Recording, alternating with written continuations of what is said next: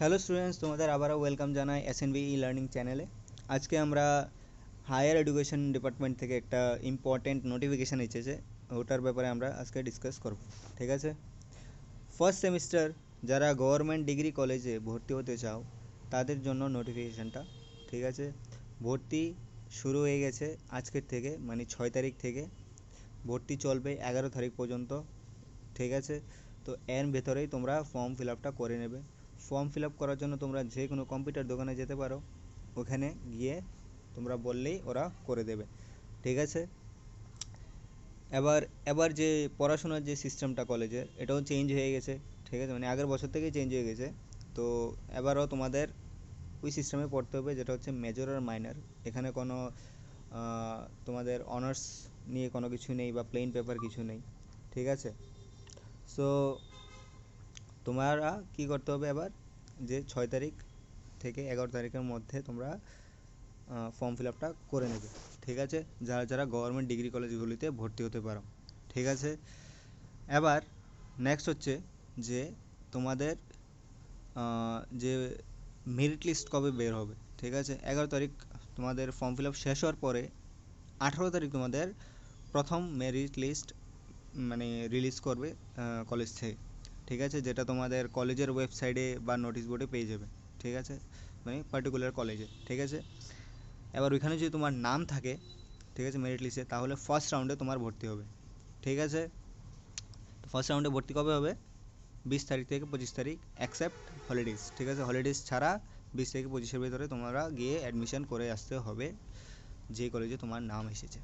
ঠিক আছে, যদি তোমার রাম ঠাকুরে আছে তাহলে রাম ঠাকুরে গিয়ে তোমাকে ভর্তি হয়ে আসতে হবে। যদি তোমার আরও অন্য কোনো গভর্নমেন্ট কলেজে আছে তো ওখানে গিয়ে তোমার ভর্তি হয়ে আসতে হবে। ঠিক আছে, তারপর যে পাবলিকেশন অফ ভ্যাকেন্সি লিস্ট।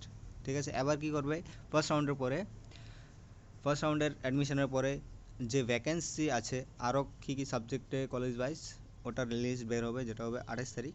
ঠিক আছে, 3টার সময়।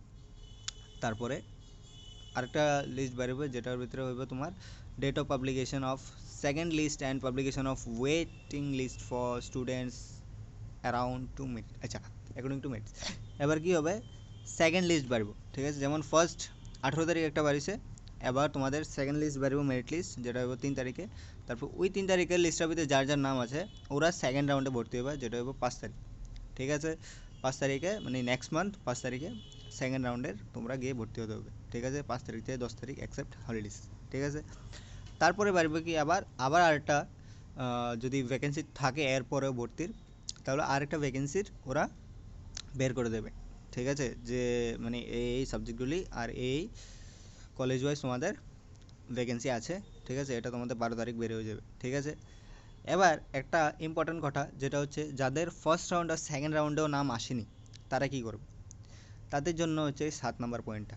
ঠিক আছে, যেখানে কি 12 তারিখ কী হবে, তোমাদের একটা সাবজেক্ট আর কলেজ ওয়াইজ মেরিট লিস্ট আর not merit list vacancy list বাড়িব।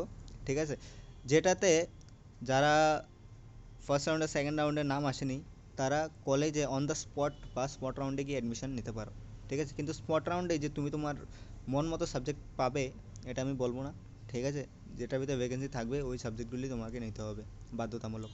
ঠিক আছে, তো যদি ফার্স্ট আর সেকেন্ড রাউন্ডে না আসে তাহলে তোমাদের ওই কলেজে গিয়ে স্পট রাউন্ডে তোমার ভর্তি হতে হবে। স্পট রাউন্ডের ডেটও মেবি দিয়ে দেবে কলেজ থেকে, কলেজের পোর্টালগুলি ফলো করতে থাকবে। ঠিক আছে, পেয়ে যাবে।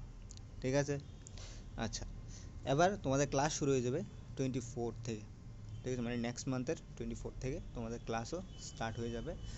সো যাদের যাদের ইচ্ছুক আছো গভর্নমেন্ট কলেজগুলিতে ভর্তি হবে বিএ বিএসসি বিকম নিয়ে, ঠিক আছে, তারা অবশ্যই ফর্ম ফিল আপটা করে নেবে যথাযথ সম্ভব।